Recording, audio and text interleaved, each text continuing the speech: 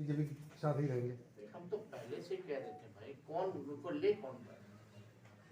राजद में मतभेद दिख रहा है। आपके पिताजी कहते हैं कुल के लिए दरवाजा खुला है, आप कहते हैं कि नए साल में मैंने तो हम राय देते हैं ना उनको, हमने राय दिया है। अच्छा, बीपीएससी जो अभ्यर्थियों पर लाठीचार्ज हुआ, उसके बाद उनकी परीक्षा हुई, काफी सभागार वगैरह में जो कैंसिल हुआ था, सभी जगहों पर रद्द करने की मांग आप भी लगातार कर रहे हैं, इसको लेकर क्या कहना है आपका? अब तो परीक्षा हो गया, उस पर इस आंदोलन को कुचलने का प्रयास किया गया, डाइवर्ट किया गया। हम किसी पे टिप्पा टिप्पणी नहीं करना चाहते हैं, लेकिन ये आंदोलन की शुरुआत आप लोगों को पता होना चाहिए कि कहाँ से हुई थी। ये स्वतः छात्रों ने आंदोलन शुरू किया था। कोई प्रेस कॉन्फ्रेंस में बीपीएससी के लोगों ने नॉर्मलाइजेशन की बात की थी और लोग कंफ्यूज थे, स्पष्ट नहीं था बीपीएससी का स्टैंड। इस नॉर्मलाइजेशन के खिलाफ छात्रों ने सबसे पहले आवाज उठाया। जब छात्र नॉर्मलाइजेशन को लेकर के सवाल उठा रहे थे तो लोग कहाँ थे, कहाँ गए थे? हम लोग 28 नवंबर विधानसभा में हम लोगों ने इस बात को उठाया। हम लोगों ने वीडियो कॉल पे लोग बुलाया, हम कटिहार थे, कटिहार से हम आए, क्योंकि छात्र नहीं चाहते थे कि इसका राजनीतिकरण हो, कोई पॉलिटिकल माइंड निकले। इसलिए जो है हमने जो है इसको पॉलिटिकलाइज नहीं होने दिया। हम भी चाहते तो अपने लाखों लोगों को बुला के बैठ जाते, लेकिन मामला कुछ और होता। ये बड़ी बात नहीं है हमारी लड़ाई तो बीपीएससी के परीक्षार्थी सर बीपीएससी के परीक्षार्थी अभी जो शॉर्ट टाइम का पीरियड दे करके एग्जाम करा दिया गया है, उसके विरोध में है। उसके बारे में सर का क्या कहना है? देखिए ना, आप बोल दीजिए सर। हम मिले उन लोगों से, हम भी चाहते तो लोगों को बुला के बैठ जाते, इधर गाइड कर देते, उधर अपना की कोई इधर बुलाता, कोई उधर बुलाता। हमने उस समय भी कहा था कि हमारा पूरा नैतिक समर्थन उन छात्रों के साथ है। और उनसे मिलने के बाद हमने एक बार नहीं, 2 बार मुख्यमंत्री को हमने पत्र लिखा। अब आप बताइए, लोकतंत्र में, संवैधानिक ढांचे में अगर नेता विरोधी दल, माननीय मुख्यमंत्री जी तो मौन विधानसभा में भी रहे, दोनों सदन में कुछ नहीं बोले किसी भी इशू पर। इस बार हमने जब चिट्ठी लिखा नेता विरोधी दल के हैसियत से, छात्र का जो संदेह है कि मैं बीपीएससी को क्लियर करना चाहिए कि नॉर्मलाइजेशन होगा कि नहीं होगा, माननीय मुख्यमंत्री जी ने कोई जवाब नहीं दिया। अब आप समझ सकते हैं किसको जवाब देंगे। उनकी जवाबदेही 13-14 करोड़ बिहारियों के प्रति है। लेकिन अगर हम विपक्ष नेता होने के नाते अगर हम उनको चिट्ठी भेज रहे हैं तो उसका चिट्ठी का कोई जवाब भी नहीं, ना वो कोई अधिकारी भी लिख के भेजता उनकी तरफ से। ये हालत है बेहद। तो आप समझ जाइए, पिटाया लोग, डीएम साहब ने थप्पड़ भी मारा, उसके बाद शाम में बैठती है बीपीएससी और तय करती कि नहीं भाई नॉर्मलाइजेशन तो अफवाह है। अरे जब अफवाह था तो तुम 10 दिन पहले क्यों नहीं कहे? हम लोग सदन में उठा रहे हैं, मुख्यमंत्री को चिट्ठी लिख रहे हैं, आंदोलन पे छात्र बैठे हैं, अब कैसे पता चलेगा बीपीएससी को? छात्रों को मिलने नहीं दिया जा रहा मुख्यमंत्री से, ना बीपीएससी चेयरमैन से, कैसे पता चलेगा? और सर्वर डाउन हुआ 2-3 दिन, लाखों अभ्यर्थी जो है फॉर्म नहीं भर पाए, वो किसकी गलती? इसको लेकर के भी हमने चिट्ठी लिखी। बाद में जब मामला दूर पकड़ने लगा तो कुछ लोग आए, उसमें एक एक्टर है, एक डायरेक्टर है, एक प्रोड्यूसर है और एक वैनिटी मैन है। फिल्म दिखाया जा रहा, चल रहा। तो हम इसमें ज्यादा इन सब चीजों पे टिप्पा टिप्पणी नहीं करना चाहते। तेजस्वी, ऐसा नहीं लग रहा कि प्रशांत किशोर ने पूरे मामले में जो राजनीतिक माइलेज दिया है उसमें आरजेडी पीछे खिसक गई, आरजेडी मैदान से बाहर हो गई और छात्र आंदोलन का लाभ प्रशांत किशोर को मिला है। वो एक नई चुनौती के रूप में पता नहीं किसको लाभ मिल रहा है, नहीं मिल रहा है। ये तेजस्वी को लाभ उठाना, फलना को लाभ उठाने का आंदोलन नहीं है भाई। तो हम बात बोल रहे हैं। इसमें नुकसान किनका हुआ? छात्रों का हुआ। उसकी भरपाई कहाँ हुई बताओ? और कौन करेगा उसकी भरपाई? जिन लोगों ने सर्वर डाउन होने के कारण अगर फॉर्म भर पाए तो उसकी भरपाई कौन करेगा? अरे भाई, माइलेज उठाना हो तो हम तो कह ही रहे हैं, हम तो गांधी मैदान भर देते हैं। लेकिन छात्रों की असल मांग क्या थी कि कोई पॉलिटिकल पार्टी ना आए इसमें। और जहां कुछ लोग घुसे उसके बाद देखिए क्या आंदोलन को चला गया। कितने छात्र थे बैठे? कौन लोग बैठे? आपको इस पे टिप्पा टिप्पणी नहीं करना है, ठीक है? सबके तरीके अलग हैं। राजनीति है, राजनीति सबको करने का अधिकार है, लोकतंत्र है। भाजपा के जो प्रदेश अध्यक्ष प्रशांत किशोर ने बयान आया हुआ है कि अगर सरकार इस पे विचार कर रही है, अभी कोई निर्णय नहीं हुआ है, बीपीएससी जो परीक्षा हुआ है, अभी सरकार इस पे विचार कर रही है। अब विपक्ष के पास कोई मुद्दा नहीं बचा हुआ है। सरकार है कहाँ? सरकार है कहाँ? खुद मंत्री उनसे पूछिए, अगर नेता विरोधी दल चिट्ठी लिखे तो सरकार को जवाब तो देना चाहिए। है कहाँ भाई सरकार? किसका जवाब देंगे?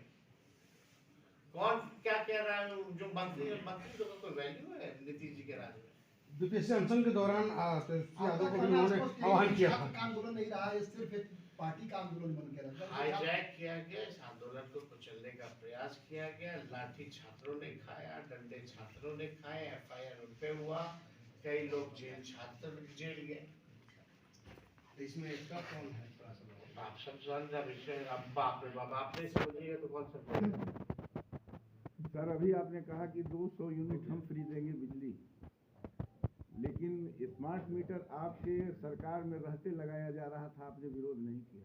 आज और कार्यकर्ता शासन का संवाद कार्यक्रम में जो हमारे वर्कर हैं, पंचायत लेवल के पदाधिकारी हैं, पंचायत अध्यक्ष हो, ब्लॉक के अध्यक्ष हो, या जिला के जितने हमारे कार्यकर्ता हैं अलग अलग प्रकोष्ठ में, या पुराने नए सभी कार्यकर्ताओं से हम लोग जो है सीधे संवाद करेंगे।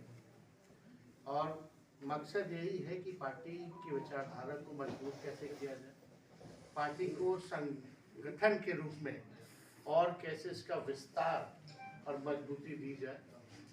और अलग अलग क्षेत्रों की अलग अलग समस्याएं रहती हैं।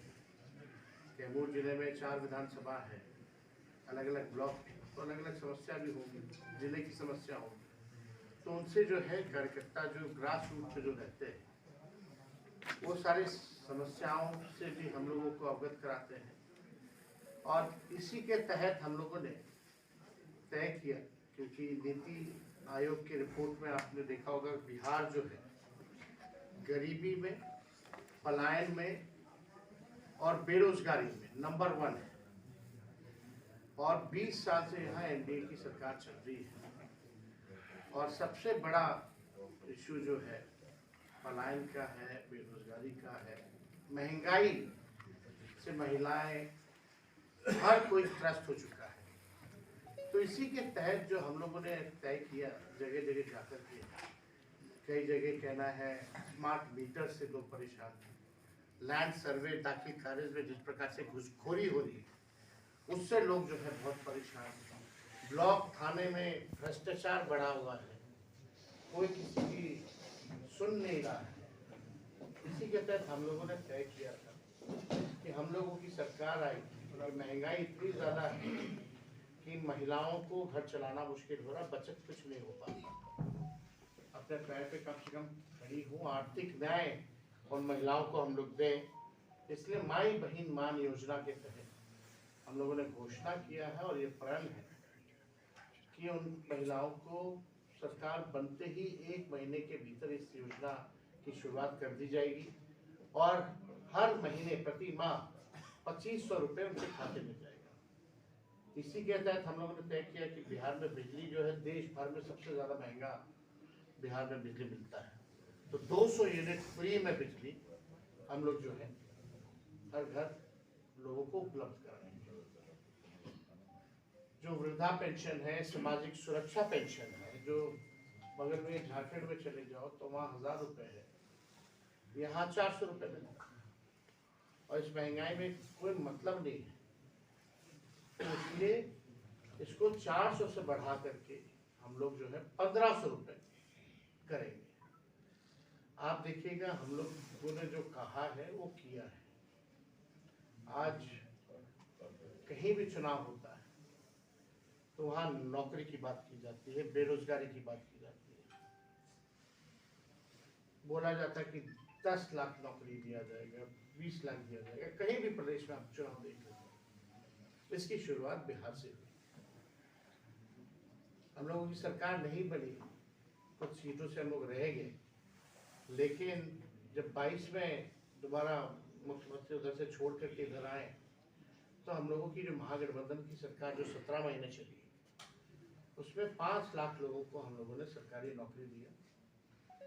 अभी जो बीपीएससी की जो परीक्षाएं वगैरह चल रही है, उसी का 3.5 लाख प्रक्रियाधीन जो हम लोग करा के आए थे, जो बहालियां निकलने वाली थी, बीच में चाचा जी चले गए, ये वही बहालियां हैं। तो 3.5 लाख प्रक्रियाधीन। देश में पहले ऐसा कहीं नहीं हुआ कि गांधी मैदान, जहां आज एनडीए की सरकार छात्रों पर लाठी मार रही है, लोगों के चेहरे में आंसू है, वही गांधी मैदान उन 17 महीनों में 3 महीने के भीतर बिना पेपर लीक हुए लोगों के हाथ में नियुक्ति पत्र वितरण हम लोगों ने किया। वही पटना का गांधी मैदान जहां रैलियां निकलती हैं पॉलिटिकल पार्टियों की, वहां हम लोगों ने बेरोजगारी को खत्म करने के लिए रैला निकाला, और एक साथ पूरे बिहार में लगभग शिक्षक लोगों को लगभग 2 लाख के आसपास हम लोगों ने उस समय हम लोगों ने बांटने का काम किया नियुक्ति पत्र। अब उस समय हम लोगों ने आरक्षण की सीमा भी बढ़ाई 65% और 10% EWS का, जो पूरे देश में कहीं नहीं था। जाति आधारित गणना हम लोगों ने कराया। IT policy, sports policy, tourism policy, ये हम लोग लेके आए। 20 साल से सरकार को खबर ही नहीं था कि IT पॉलिसी की भी जरूरत है, टूरिज्म पॉलिसी की भी जरूरत है, स्पोर्ट्स पॉलिसी की भी जरूरत है। जो पढ़ाई किया उसको भी हम लोगों ने नौकरी दिया 17 महीने में, और जो खेला कूदा, जो बिहार के लिए, देश के लिए जो मेडल लाया, उसको भी स्पोर्ट्स नीति के तहत हम लोगों ने DSP तक हम लोगों ने उन 73 खिलाड़ियों को, जिन लोगों ने मेडल लाया था, उनको नौकरी देने का काम प्रभाव। समान काम समान वेतन के लिए लगातार कई सालों से नीतीश जी के राज में डंडे खा रहे थे नियोजित शिक्षक। 4.5 लाख नियोजित शिक्षकों को हम लोगों ने राजकीय कर्मी का दर्जा दिया। हम लोगों ने 50,000 करोड़ का निवेश बिहार में ला करके MOU साइन कराया। तो हम लोगों के 17 महीने के काल में जो काम हो रहा था, आज बीजेपी के 2 उप मुख्यमंत्री को एक काम बता दो कि इन लोगों ने किया। एक बहाली नहीं निकली, और निकल भी रही है तो उसमें आप हालात देख सकते हैं क्या है। हमारे आने से पहले सरकार में पेपर लीक, जाने के बाद पेपर लीक, छात्र जो है आंदोलन कर रहे हैं, सरकार जो है लाठी चार्ज कर रही है, इस खंड में अन्याय कर रही है लोगों के साथ। तो आप समझ सकते हैं कि बिहार में यहाँ कोई सरकार नाम की चीज नहीं रही। ये इसलिए कहना पड़ रहा है क्योंकि माननीय मुख्यमंत्री जी मौन है। किसी भी गंभीर से गंभीर विषय पर मुख्यमंत्री बोलते नहीं है, या बोलने नहीं दिया जा रहा। हमारे साथ तो खूब बतियाते थे, मीडिया से इंटरेक्ट करते थे। आज की आप परिस्थिति बन गई कि मुख्यमंत्री को आप इस वीडियो के बारे में अपनी राय अवश्य दें तथा वीडियो को लाइक, शेयर और कमेंट्स साथ साथ चैनल को सब्सक्राइब करना न भूलें। धन्यवाद।